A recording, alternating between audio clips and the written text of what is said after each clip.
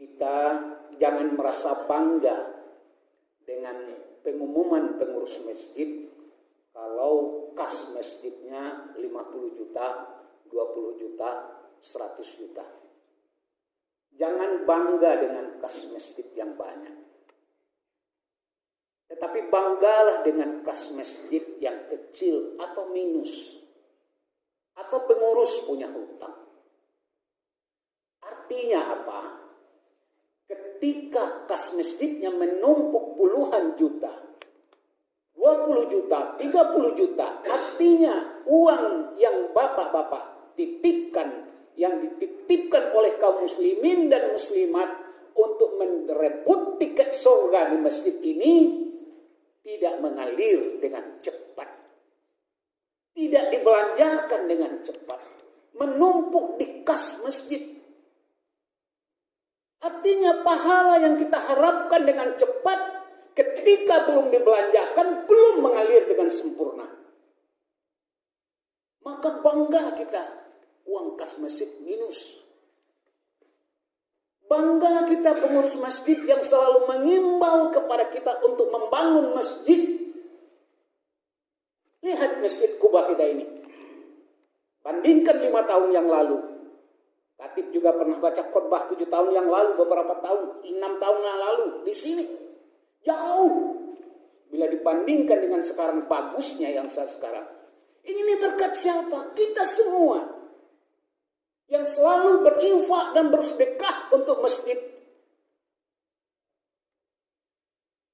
Kalau orang kaya membangun masjid, itu tidak heran.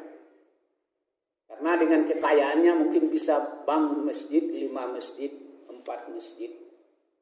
Itu sudah biasa. Dan itu mungkin luar biasa. Karena Allah titipkan harta kepada dia, kemudian dengan hartanya dia bangun masjid. Tapi kita-kita yang di kampung ini, jangankan membangun masjid, kadang-kadang membangun musala saja susah. Kadang-kadang untuk menyumbangkan 1 sak semen saja susah. Tapi jangan khawatir, jangan iri dengan orang kaya.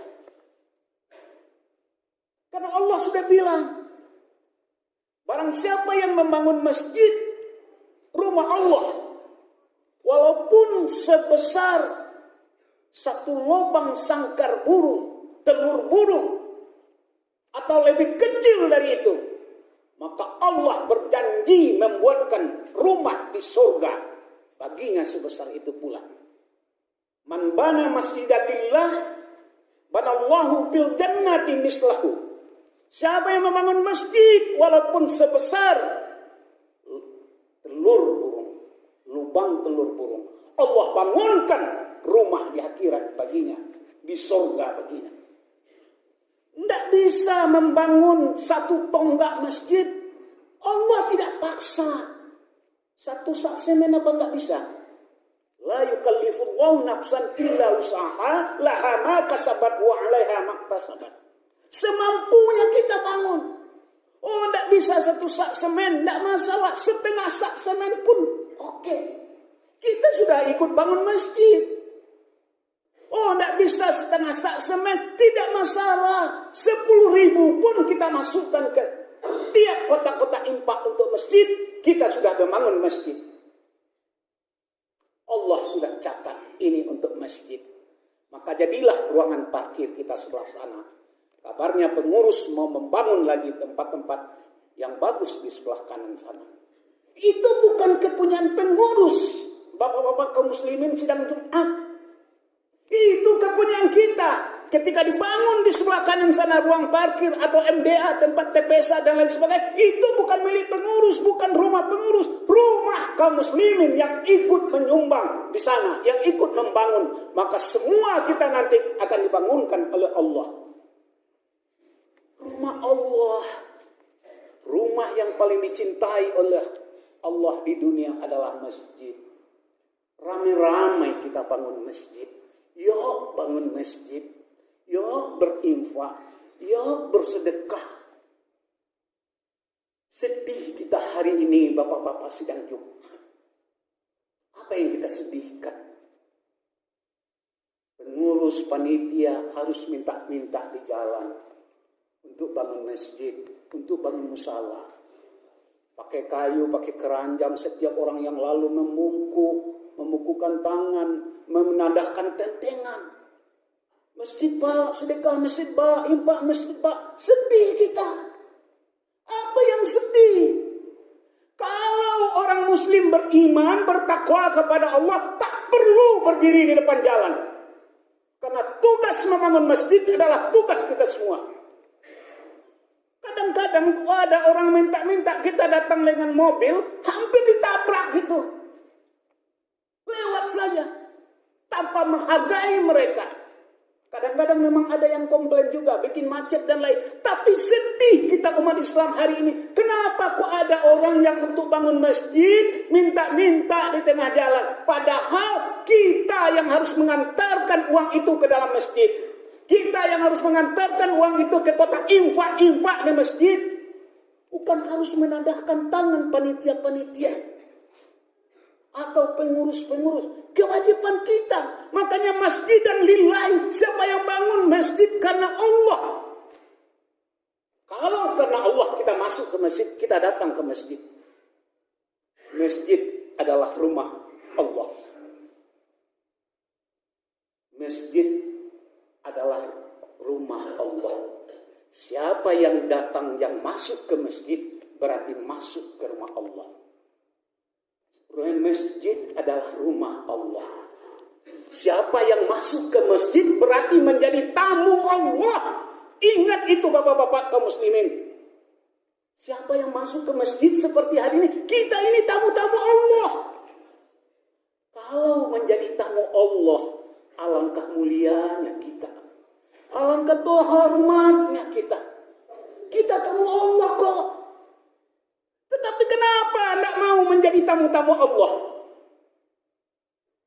Kenapa nggak mau menjadi tamu-tamu Allah?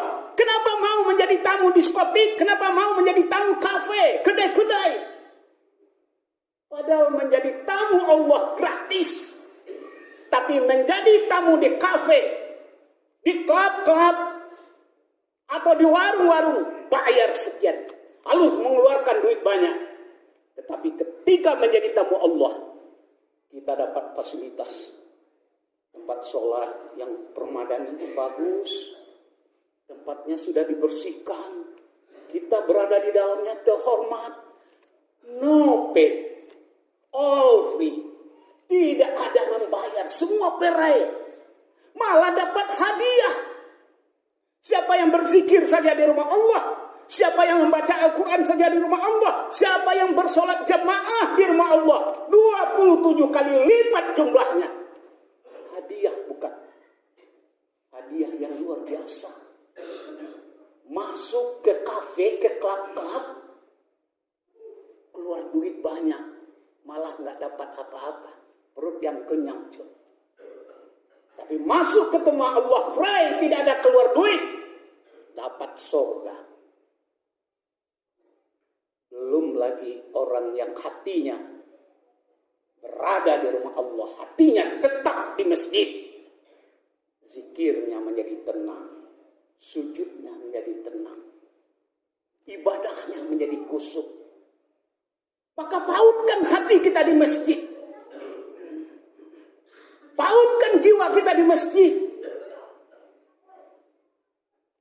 Banyak masjid-masjid mewah yang dibangun hari ini bapak-bapak kaum muslimin. Sidang Jumat banyak kita lihat. Isinya berapa? Imam tambah jamaah hanya 7 orang. Kadang-kadang 6 orang. 6 orang isinya. Padahal dibangun dengan dana miliaran. Apakah tidak ada umat Islam? Ada, sekeliling itu penuh umat Islam semua. Tetapi hatinya tidak terpaut di masjid. Tidak cinta ke masjid. Mendaki gunung kuat. Goes kuat. Touring kuat. Naik balapan kuat. Maraton kuat. Tetapi melangkah ke masjid tidak kuat. Bayangkan. Melangkah ke bukit, ke gunung, ke sawah, ke lurah, ke jurang. Kuat kaki kita. Pergi ke padang Ratusan masjid kita lewati, tapi melangkah 10 langkah ke masjid tidak kuat. Masuk ke rumah Allah tidak kuat. Berbanding terbalik. Kok dari pagi sampai malam kaki kita bisa kuat di tengah ladang, mencangkul ke sawah, memotong karet, bertanam cabai, kuat kaki dan tangan kita. Tapi melangkah ke masjid, berat, tangan berat, kaki berat. Sesungguhnya yang paling berat itu hatinya. Bisa kita bayangkan bapak-bapak sedang Jumat, kalau di dunia kaki kita masuk ke rumah Allah saja sudah berat, kalau di dunia kaki kita masuk ke rumah Allah saja sudah sulit dilangkahkan, terbayang nggak bagi kita kalau di akhirat nanti masuk surga kaki kita apakah ringan? Apakah ringan kaki kita masuk di surga nanti? Pasti lebih berat. Di dunia saja berat, apalagi di akhirat. Ada kejadian aneh bapak-bapak sedang Jumat. Aneh sekali. Ada suatu masjid yang besar. Jamaahnya lebih dari 1.000 orang sholat Jumat. Tiba-tiba selesai sholat Jumat, datang keranda, ditaruh di depan. Rupanya ada orang meninggal, mau disolatkan. Jamaah bertanya siapa. Disebutkan namanya si Badu. Orang menjadi terkejut. Apa yang membuat orang terkejut? Ke masjid hanya ketika sudah jadi jenazah. Ke masjid hanya ketika sudah jadi mayat. Minta disolatkan di masjid. Sebelumnya tidak pernah ke masjid, tetapi ketika meninggal minta ke masjid dan minta disolatkan di masjid bersama ribuan jamaah. Ke masjid itu harus sampai mati. Bukan ketika mati kita ke masjid. Saya ulangi bapak-bapak sedang Jumat, ke masjid itu harus sampai mati kita melangkahkan kaki. Bukan ketika mati saja kerangka kita, mayat kita diusung di depan masjid. Alangkah mirisnya kalau ada yang begitu. Ada orang yang ke masjid, sampai di masjid, keluar masjid, ribut-ribut, marah-marah. Kenapa? Ada sepatunya yang hilang, ada sandalnya yang hilang. Cari sana, cari sini, marah sama pengurus. Dibilang oleh Ustaz, hai bapak, tidak usah marah. Kalau sepatu hilang di masjid, sandal hilang di masjid, jangan marah. Harusnya bersyukur toh bapak. Marahlah, sedihlah, menangislah ketika sandal dan sepatu bapak tidak pernah ada di masjid, tidak pernah tampak di masjid. Sedihlah kita. Marahlah kepada diri kita. Marahlah kepada hati kita. Ketika sandal sepatu kita tidak pernah ada di masjid, tak pernah nampak di masjid. Jangan sedih kalau hilang sandalnya, hilang sepatunya bila ke masjid. Karena itu adalah pahala. Demikian saja bapak-bapak sidang Jumat rahimakumullah. Semoga dapat kita ambil iktibar dan manfaatnya. Faktahiru ya ulil albab.